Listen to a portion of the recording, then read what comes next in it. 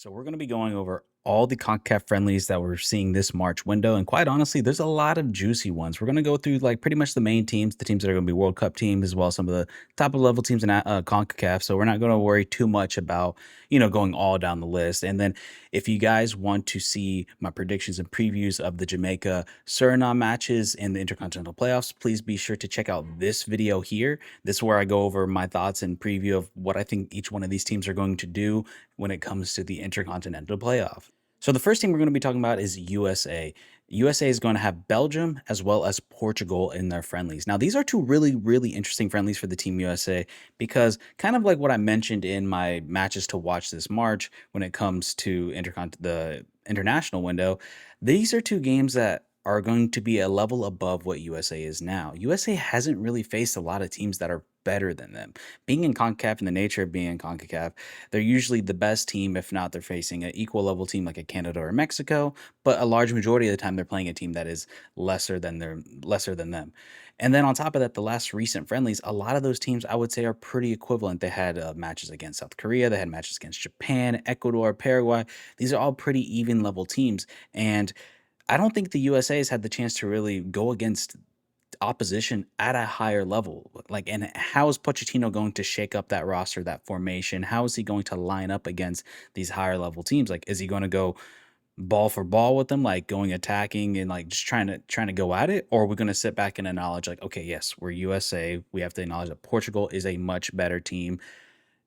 How do we handle that? So I'm really interested to see how he does that. I feel like the Belgium game, they're going to go after it more, but I imagine with the Portugal game, they're probably going to experiment with a different type of play style of like maybe sitting back a little bit. Now, I do think this Team USA national team should do that. I think they need to get better at that. I don't know if this team is there yet, especially in the midfield, to really compete with the likes of somebody like a Portugal or other top teams in Europe. And if we look at a Belgium is a chronic underperformer, especially over the last 10 years. And I see a world where maybe he feels confident about going at him. And I would say that's a good opposition. Like, hey, let's go at him. But I do think they need to experiment with the idea of, hey, let's let the other team have the ball. Let's get good at the counter. Let's see what that's like. Um, I'm really curious to see how they shape up that game and how they're going to line up really. Overall, I can see the world where USA ties Belgium, and I think USA probably gets beat by Portugal, but they make it pretty competitive. And my only concern is the last time USA faced European opposition, which was last summer, they got beat down by Switzerland and they got handled by Turkey for the most part. So I'm thinking that this is going to be a much better performance considering that they're riding a little bit higher now. So yeah, like I said, I see a draw with Belgium. I think they lose to Portugal though. Now, as for the next team, we have Mexico, which are actually funny enough playing these same exact teams, Belgium and Portugal. Now, I think both games, just due to Mexico's play style and how they perform on these international stages, they tend to go after games. They don't really tend to sit back much. I do think this is a world where kind of similar outcomes, I do think Mexico is going to struggle a little bit more than probably the USA is here, especially when they're losing Marcelo Flores to a knee injury as well as Malagon in the net. They're going to be down a little depleted, and I don't. While I think these are pretty good friendlies for them to get and test against themselves, I don't know if they're going to necessarily perform super well. I think in the Belgium game, they could probably get a result and a draw there. Because they did look good against some of the Asian opposition, which I would say is probably on par with Belgium, maybe a little bit less. But the Portugal game, I honestly think they're going to struggle quite a bit. I don't know if Mexico's ready to take on a team like that, especially considering the injuries that they've been facing. But we'll see. Mexico always tends to overperform in situations like this. So, yeah, overall, I think Mexico, let's say, I think they lose by 1 goal to Belgium, and then I think they maybe lose to 2 goals to Portugal, especially being out their starting goalkeeper. Now, for the third team, we have Canada. Canada is facing Iceland and Tunisia. Now, Iceland is honestly not a good friendly. Iceland is a team that always never brings their best. They always bring B teams, C teams. Like I've noticed that about Iceland. They never bring some of their star players or their best players. So I think this is going to be a team, while not like the toughest competition for Canada, I think it's going to give Canada the experience of like, hey, let's let's learn how to like dominate a team that we should beat. or a team that on paper you should be the favorite. Let's get a feel for that because I think it's very important for all teams, no matter what level you are, to face teams of different levels as you lead into this World Cup qualifying, or not World Cup qualifying, but the World Cup tournament. Like even if you're England, you want to face like a Haiti, just to get that feel of like how you're going to play each game depending on the opponent. And this is a good game for Canada to kind of like, okay, let's this game is a get right game. Let's learn how to like dominate, control the game, and dictate it. Now, as for the Tunisia game, this is going to be a pound for pound matchup. Tunisia is a team that is really, really talented. They're really good defensively, and they're one of the best teams in Africa. And I think this is a really solid head to head matchup. And I'm really curious to see how this shakes out. Overall, I think Canada should handily beat Iceland, but this Tunisia game, this could easily be a draw, and I'm going to predict a 2-2 draw here. Now, as for the next matchup, we have Panama, and Panama is facing South Africa twice.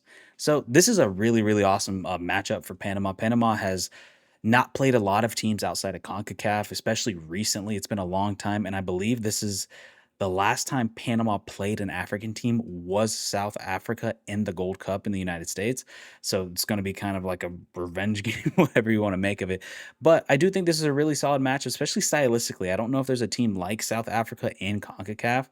So this is going to be something that's brand new, and it's going to be a good experience for Panama to go against. And this is a flashy, fast moving, flying South African team. And I'm really curious to see how they shake up and play against them. Panama's Achilles' heel is them not being able to score, and I'm really curious to see how they're going to look attacking wise in this kind of matchup. And honestly, I think South Africa is probably the one team as a if you're a Panamanian, you probably don't want to face in the actual tournament because you're not used to that kind of style versus like getting it and understanding it now is a really good thing, especially since they're going to be facing a Ghana team that plays relatively similar to South Africa. So yeah, I'm really excited to see this matchup for Panama. I know it's probably going to be hard to watch, but I think this is going to be a really, really fun one, a really interesting one. So yeah, overall predictions. I think Panama takes one, South Africa takes one. We'll go like a wash right there. I think they both go toe for toe. I don't think one's going to dominate the other quite necessarily. Now the next team we have is Costa Rica. Costa Rica is facing Jordan as well as Iran. Jordan, I think this is a game where Costa Rica is going to be competitive in. They're going to play well against. I think they potentially even win this game. I think Jordan, they're going to be out two of their best players. And this is a Costa Rica team that is also going to be out two of their best players, especially in attack. The Costa Rica is going to be missing Ugalde as well as uh, Alonso Martinez due to the injury. Ugalde is more so, I think he wants to get back into the groove of playing because the Russian league just started as well as a couple other omissions that were on the roster that I noticed. But I think some of it is just due to Fernando Batista pushing out a new system, a new call up, and just kind of moving on with the generation. No Francisco Calvos and stuff like that. But I do think there was some omissions based on guys starting to get regular minutes at their club. And I think right now, since Costa Rica is not making the World Cup, I think it's good to like let guys like Kanai Mairi and Ugalde and stuff like, hey, get back into the groove. There's no rush or anything like that, since we're going to be playing friendlies for a while, since the next competitive tournament is going to be the Gold Cup or the Nations League.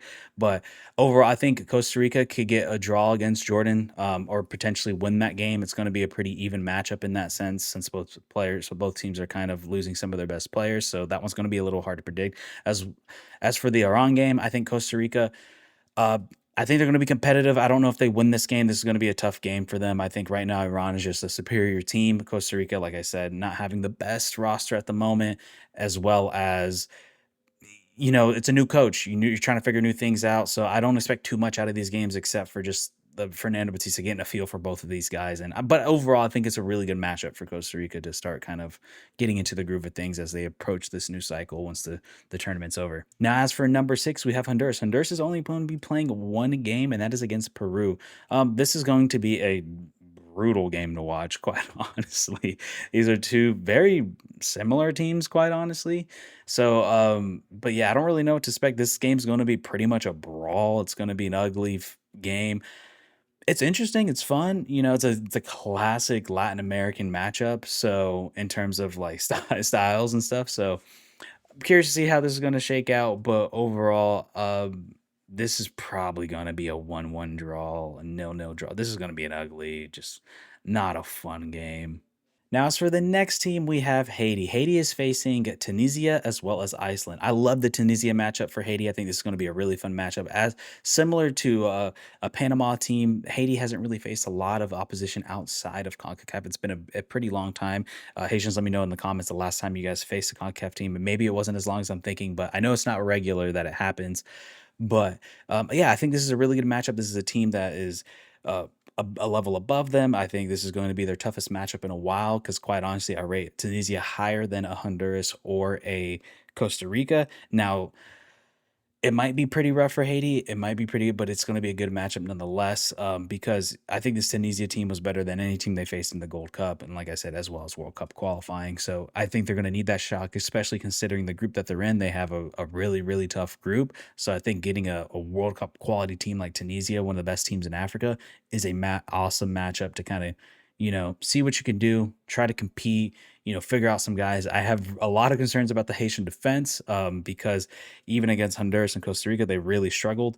But Placide was able to absolute ball out. You're going to need him again in this matchup. But as for the second game we have against Iceland, now kind of what I said with Canada, Iceland is usually not bringing their best team, but I don't know what their lineup's gonna be looking up now. But overall, I think this is a good matchup for Haiti. I think this is gonna be a relatively closer matchup compared to like a Tunisia.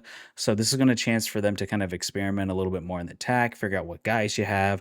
I think this is going to be a good game for Haiti to just kind of like see what you have in the rotation, figure out who can kind of step up in the midfield as well as the defense, and just kind of like a good experiment one versus like I think the Tunisia one, that's one where you're gonna want to go like 100, like pedal to the metal, like just go as hard as you can, see how you compete against guys like a team of that level. And as for the final team, we have Curacao. Curacao is facing Australia as well as China, and I believe it's the FIFA series or something like that. I briefly mentioned the Curacao Australia matchup in my must watch games for the March international window. So if you guys haven't checked out that video, please go check that out. And the channel is a really cool a video because I go over basically my top 10 matchups of the March window, regardless of a federation and interconfederation matchup. So it's there's a lot of really good games, and this was one of them I had in my top 10 because stylistically, this is going to be really, really interesting. You have an Australia team that likes to sit back, that likes to be defensive. Hey, take the ball. We'll try to do what we can on the counter. But Curaçao's kind of the same way. But but I don't think Australia is going to let Curacao take the ball. I think Australia looks at themselves as a superior team, which they are. They are. They're going to be the favorites in this matchup. But I'm curious from both teams' perspective, like how is Australia going to look in a situation where they're going to have to be the enforcer, like push the game forward. Versus, I think Haiti's just going to. I mean, Curaçao's just going to do what they're going to do, and the Bakuna Bros are just going to push up field, take them on the counter, and be lethal. So this could be a potential upset alert. I like this matchup a lot for Curacao. I think, like I said, it's an Australia team that is not comfortable with the ball, and Curacao is just going to do what they did, just like they did against Jamaica. Now, as for the second matchup, is Curacao versus China. I'm not gonna lie. This was a bad draw for Curacao. I think that I wish they would have gotten another World Cup quality team. Obviously, with the FIFA series, you're kind of limited on what you could do there. But this China matchup, I don't think it shows much. China's a very poor national team.